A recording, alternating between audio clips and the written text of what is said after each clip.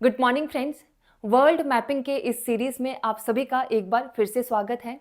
पिछले क्लास में हमने दक्षिण अमेरिका कॉन्टिनेंट का जो पार्ट 1 था उसको हमने डिस्कस किया। आज के क्लास में हम दक्षिण अमेरिका कॉन्टिनेंट का जो फिजिकल इंपॉर्टेंस है, जिसमें माउंटेन रेंजेस हो गए, रिवर्स है, यहाँ पे बहुत सारे ग्रास लैंड है, लेक्स हो गए, पठार, मरुस्थल, इन सभी को हम आज के क्लास में कवर करेंगे। तो चलिए हम क्लास को शुरू करते हैं। सबसे पहले हमने पिछले क्लास में जो पॉइंट हमने डिस्कस किए उसको हम थोड़ा सा रिकॉल कर लेते हैं। तो देखिए फ्रेंड्स, दक्षिण अमेरिका जो कॉन्टिनेंट है, इसमें मुख्य भूमि पर जो कुल देश है 13 देश है। इसमें सबसे बड़ा देश है ब्राजील। उसके बाद देखिए फ्रेंच गुयाना जो है वो फ्रांस की टेरिटरी है। फिर Suriname, Guyana, Venezuela, Colombia, Ecuador, Peru, Bolivia, Chile, Argentina, Paraguay और उरुग्वे। तो टोटल जो मुख्य भूमि पर जो देश है यहाँ पे दक्षिण अमेरिका में 13 देश हो जाते हैं। और यदि आप आइलैंड कंट्री को भी इंक्लूड करते हैं तो यहाँ पे देश हो जाएंगे 14। तो यहाँ देखिए यह है दक्षिण अटलांटिक महासागर। दक्षिण अमेरिका के पूर्व में ये जो ओशन है यह है अटलांटिक महासागर। तो दक्षिणी अटलांटिक महासागर में आइलैंड है फॉकलैंड। तो देखिए अर्जेंटीना के पूर्व में है फॉकलैंड। ये जो फॉकलैंड आइलैंड है ये यूनाइटेड किंगडम का है। और फॉकलैंड आइलैंड के पूर्व में भी एक और आइलैंड है जो कि है साउथ जॉर्जिया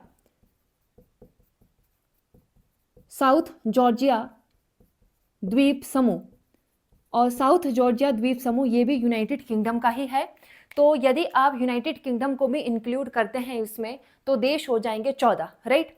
और स्वतंत्र देश या संप्रभु देश, सोवेरियन कंट्री अगर पूछा जाए दक्षिण अमेरिका में कितने हैं, तो आप फ्रेंच गुयाना को हटा देंगे और यहाँ पे फॉकलैंड और साउथ जॉर्जिया जो द्वीप है जो यूनाइटेड किंगडम का है इसको भी हटा देंगे। तो यहाँ पे संप्रभु देश या स्वतंत्र देश हो जाएंगे 12। तो स्वतंत्र या संप्रभु देश 12 है यहाँ पे दक्षिण अमेरिका में। और मुख्य भूमि पर अगर देश पूछा जाए तो 13 हो जाएंगे। और कुल देश अगर पूछा जाए तो आप इसको भी इंक्लूड करेंगे जो आइलैंड कंट्री है तो हो जाएंगे 14, राइट। तो भी ये भी आपको याद रखना है। तो दक्षिण अमेरिका कॉन्टिनेंट का सबसे बड़ा देश है ब्राजील।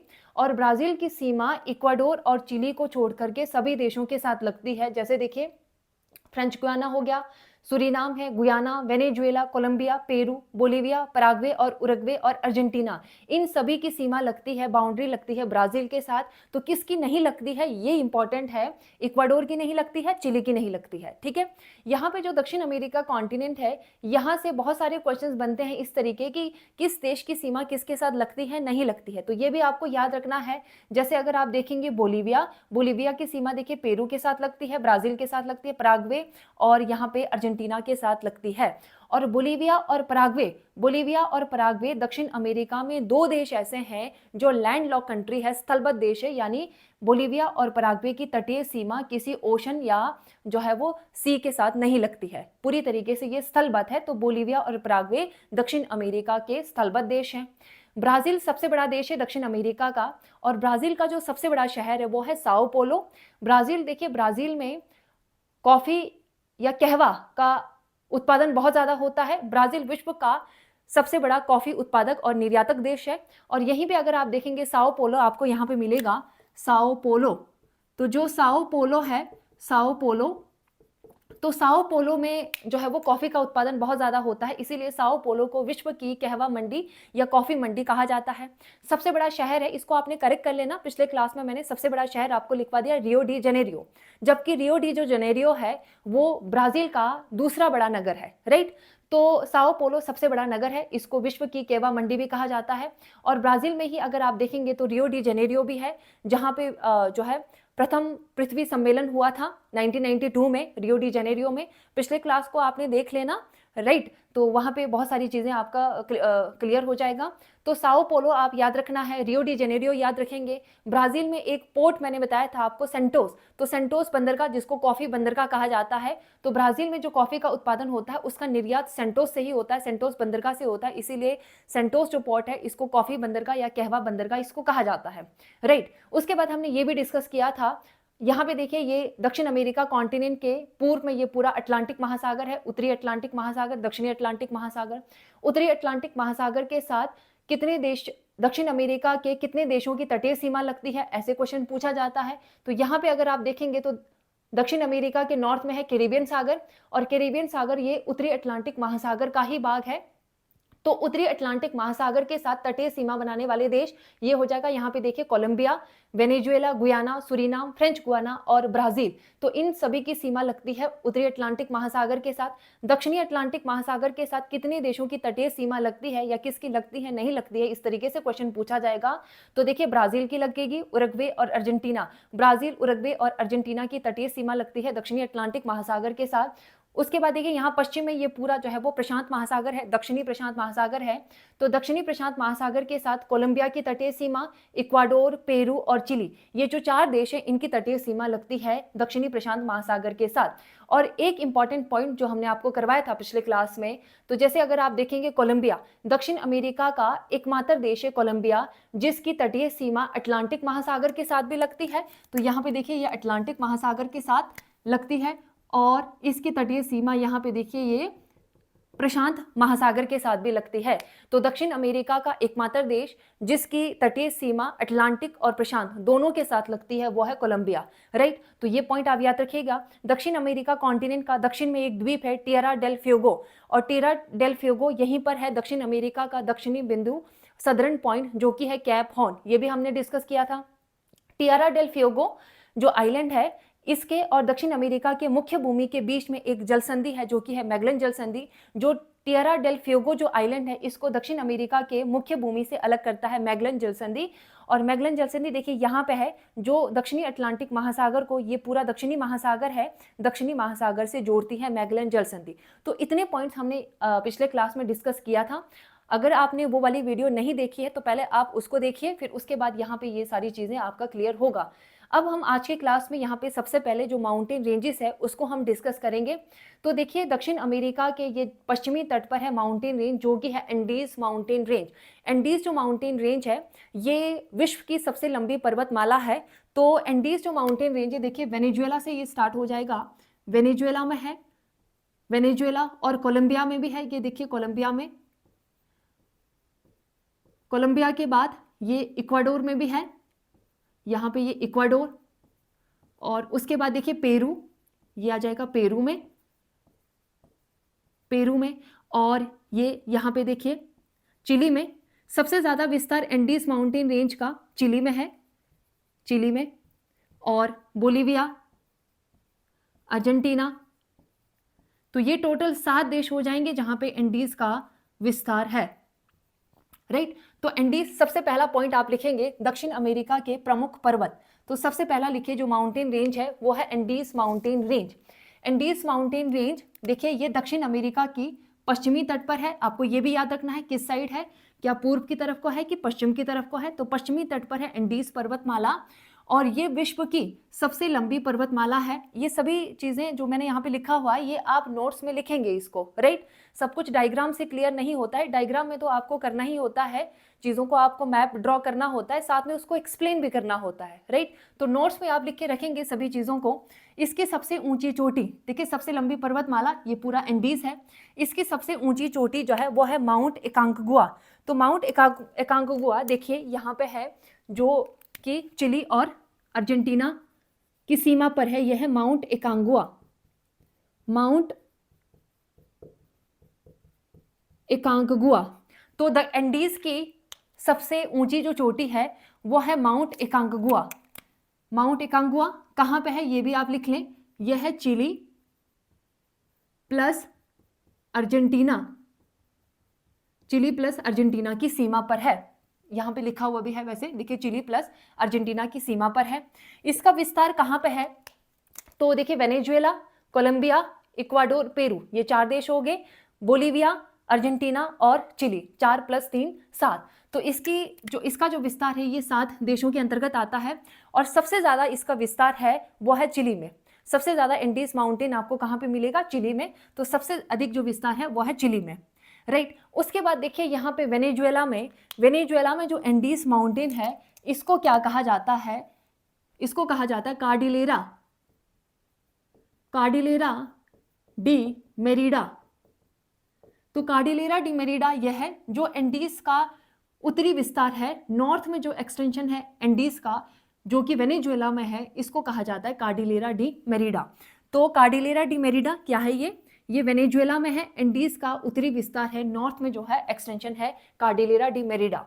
उसके बाद नेक्स्ट देखिए जो कोलंबिया में भी एंडीज है। कोलंबिया में एंडीज का पूर्वी विस्तार, पश्चिमी विस्तार और जो पूर्वी विस्तार है इसको क्या कहा जाता है? देखिए जो पश्चिमी विस्तार है इसको कहा जाता है कॉर्डिलेरा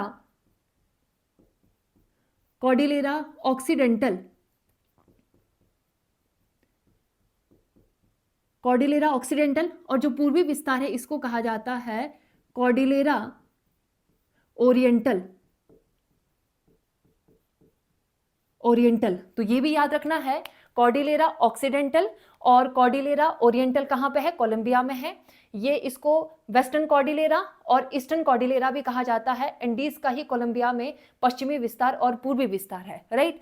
तो देखिए यहाँ पे कॉर्डिलेरा ऑक्सीडेंटल ये क्या है? कोलंबिया में है।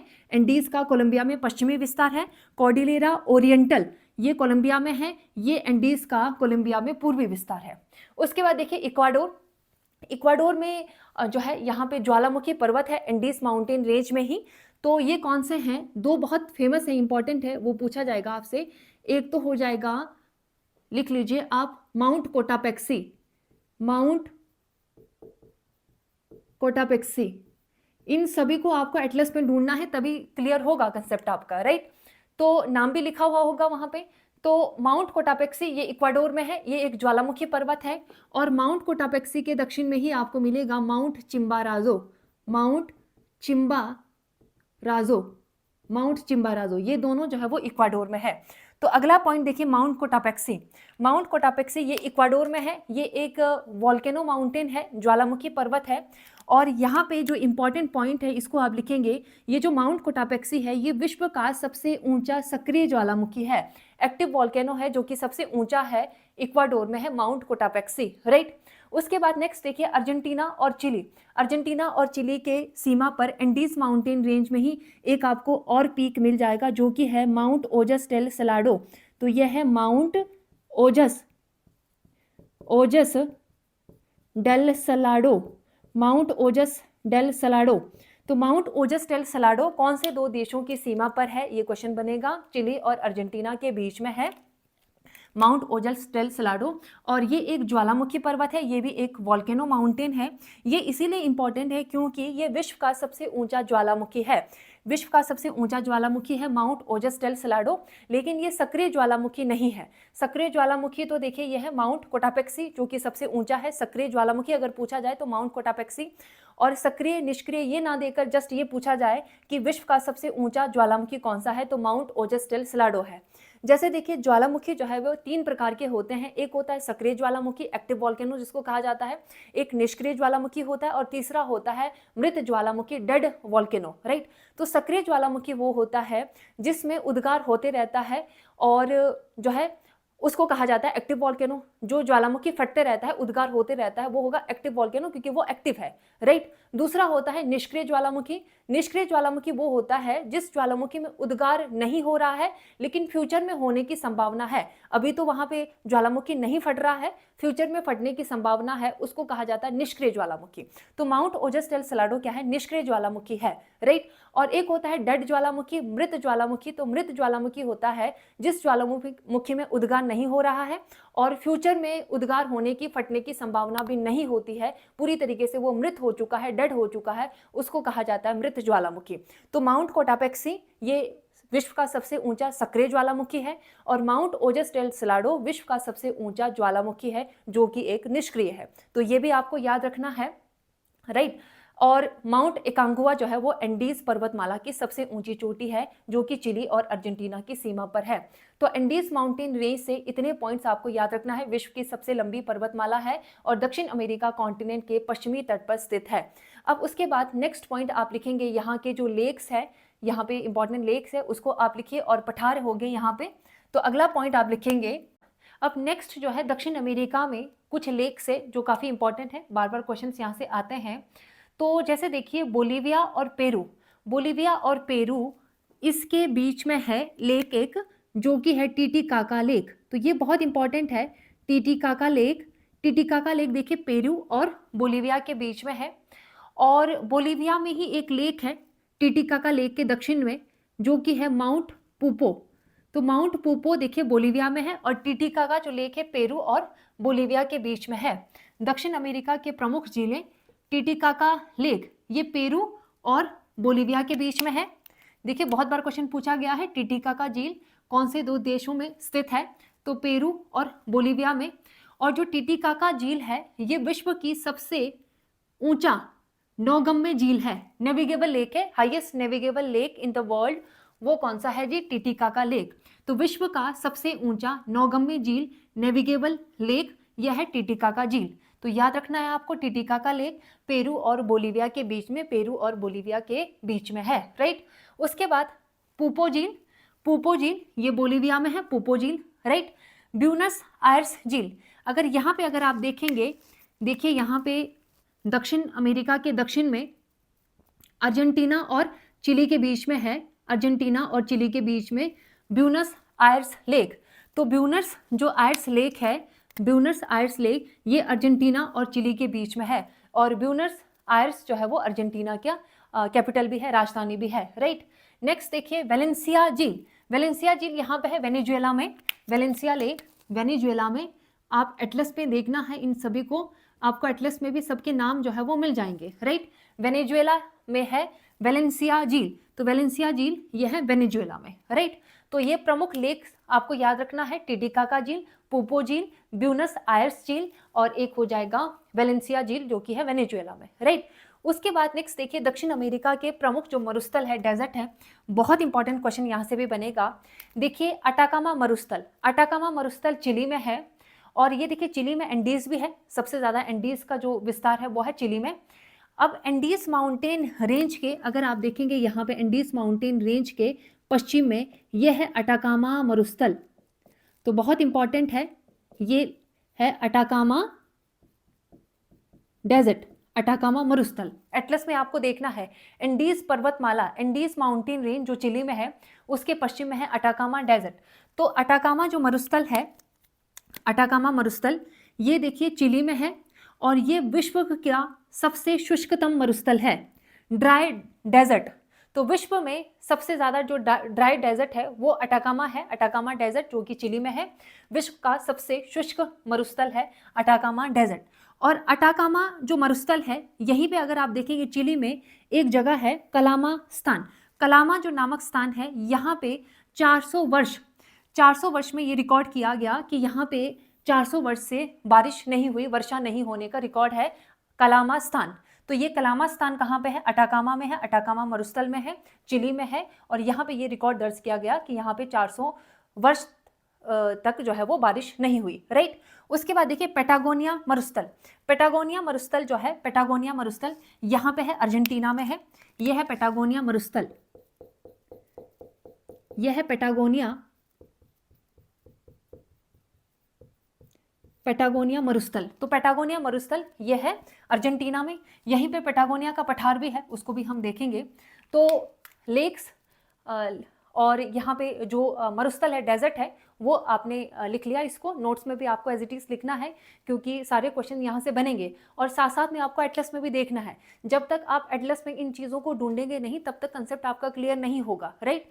हम बार बार आपको कहते हैं ये जो मैप बना रहे हैं यहाँ पे रफ मैप है, इसकी मदद से आप इन सभी को आप एटलस में ढूंढेंगे, राइट। अब नेक्स्ट आप लिखेंगे यहाँ पे जो पठार है और कुछ ग्रास लैंड है, वहाँ से भी बहुत सारे क्वेश्चंस बनेंगे, तो लिख लीजिए आप पठार। तो नेक्स्ट पॉइंट देखिए, यहाँ के जो पठार है दक्षिण अमेरिका के, उसको हम देख लेते हैं। तो देखिए गुयाना पठार, तो गुयाना पठार ये देखिए यहाँ पे जो गुयाना देश है यहाँ पे है, गुयाना में है गुयाना पठार, इनको आपको एटलस में देखना है, राइट। गुयाना पठार गुयाना में है। ब्राज़ील का पठार ये ब्राज़ील में है, यहाँ पे ब्राज़ील का पठार है। बोरबोरेमा पठार ये भी ब्राज़ील में है, बोरबोरेमा पठार इंपॉर्टेंट है, ब्राज़ील में है।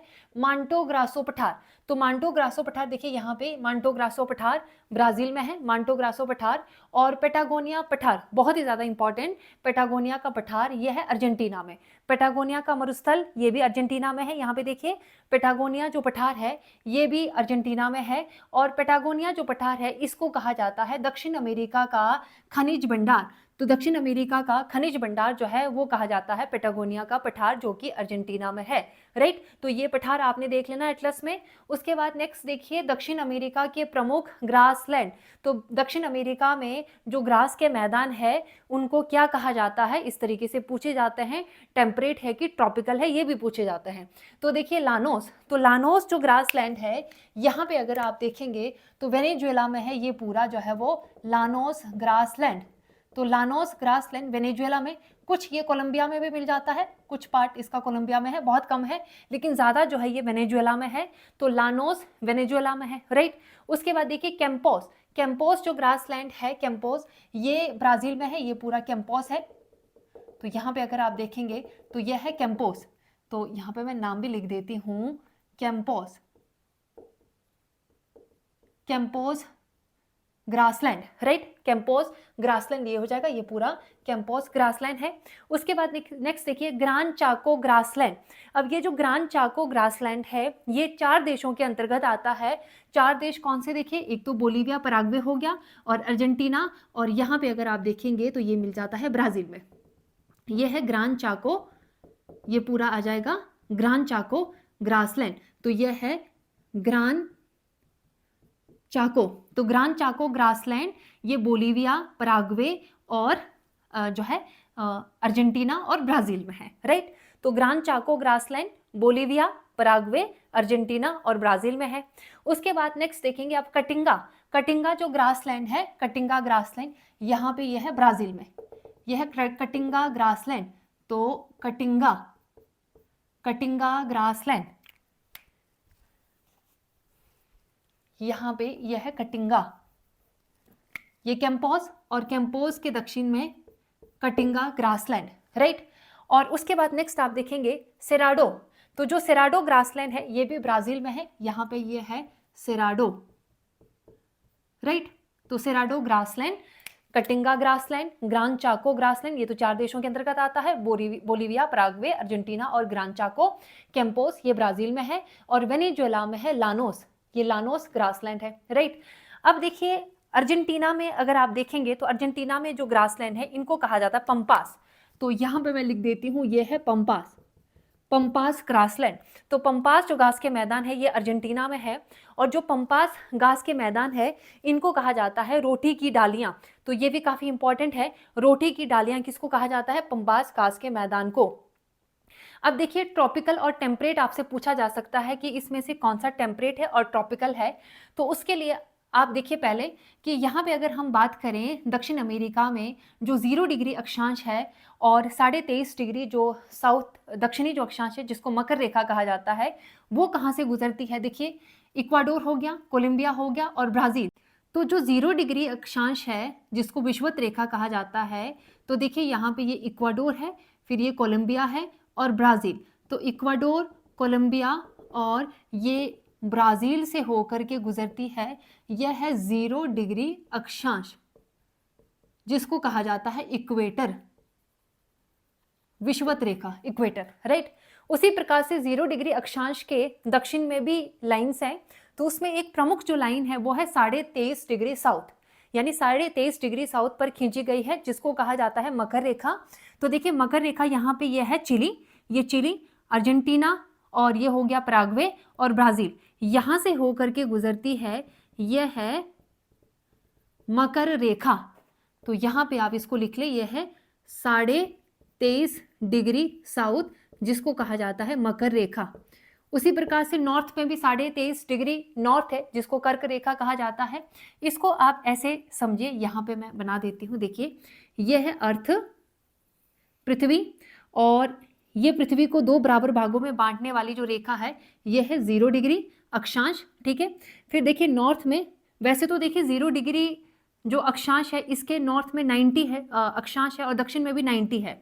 इसमें जो प्रमुख है यह है 23.5 डिग्री नॉर्थ, और दक्षिण में भी एक लाइन खींची गई है, ये काल्पनिक रेखा है 23.5 डिग्री साउथ, और ऊपर है यहाँ पे 66.5 डिग्री नॉर्थ और 66.5 डिग्री साउथ पर एक और लाइन खींची गई है, और यहाँ पे ये आ जाएगा 90 डिग्री पर ये नॉर्थ पोल, और यहाँ पे 90 डिग्री साउथ में साउथ पोल, राइट। अब देखिए यहाँ पे ये वाला जो बेल्ट है, ये वाला जो बेल्ट है 23.5 डिग्री नॉर्थ से 23.5 डिग्री साउथ के बीच में कर्क रेखा से मकर रेखा, इसको कहा जाता है कर्क रेखा, इसको मकर रेखा। तो कर्क रेखा से मकर रेखा के बीच में ये जो बेल्ट है ये है ट्रॉपिकल, ये है उष्ण कटिबंधीय बेल्ट। उष्ण कटिबंध, उष्ण कटिबंध मतलब कि यहाँ पे जो जलवायु होगी वो गर्म होगी। अब यहाँ इस बेल्ट में जितने भी ग्रास के मैदान होंगे, ग्रासलैंड होंगे, वो सारा हो जाएगा ट्रॉपिकल, ट्रॉपिकल ग्रासलैंड, राइट। उसके ऊपर अगर आप देखेंगे ये वाला जो बेल्ट है ना, ये जो बेल्ट है, और यहाँ पे अगर आप देखेंगे 23.5 डिग्री साउथ से 66.5 डिग्री साउथ के बीच में, ये है टेम्परेट, ये है शीतोष्ण, ये आ जाता है शीतोष्ण पेटी में, शीतोष्ण पेटी। अब यहाँ पे देखिए जितने भी यहाँ पे मैंने ग्रासलैंड आपको लिखवाया है, जैसे वेनेजुएला में अगर आप देखेंगे तो लानोस है, कैंपोस है, कटिंगा है, सेराडो है, ग्रान चाको है, वो सारा आ जाता है इस बेल्ट में, उष्ण कटिबंधीय बेल्ट में, राइट। तो उष्ण कटिबंधीय बेल्ट में जो ग्रासलैंड है उनको कहा जाता है उष्ण कटिबंधीय ग्रासलैंड, यानी कि ट्रॉपिकल ग्रासलैंड। तो ट्रॉपिकल ग्रासलैंड में कौन कौन से आ जाएंगे, देखिए ये आ जाएंगे सारे, लानोस, कैंपोस, ग्रान चाको, कटिंगा और सेराडो। तो ये आपने लिख लेना, ये सभी है उष्ण कटिबंधीय घास के मैदान, उष्ण कटिबंधीय घास के मैदान।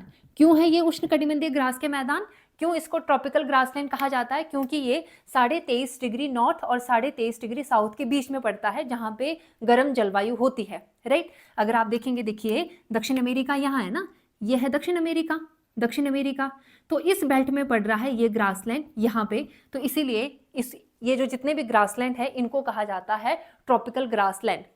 एक को छोड़ करके जो कि है पंपास।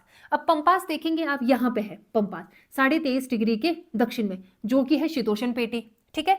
तो आप लिखें यहाँ पे जो पंपास ग्रासलैंड है अर्जेंटीना में है, ये है शीतोष्ण घास मैदान, है ना, तो ये आ जाता है टेम्परेट।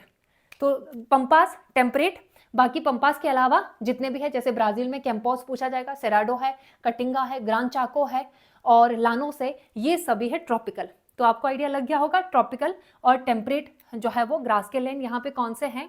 उसके बाद अब यहाँ पे देखिए ग्रासलैंड हमने इसको कवर कर लिया और पठार ये भी हो गए। अब यहाँ पे जो इम्पोर्टेंट रिवर्स है जहाँ से बहुत सारे क्वेश्चंस बनते हैं उसको हम डिस्कस करेंगे। तो आप एक अलग से दक्षिण अमेरिका का मैप बनाएंगे आप अपने नोट्स में, ठीक है, वहाँ पे हम रिवर्स को बनाएंगे ताकि इजीली हम उसको समझ सकें।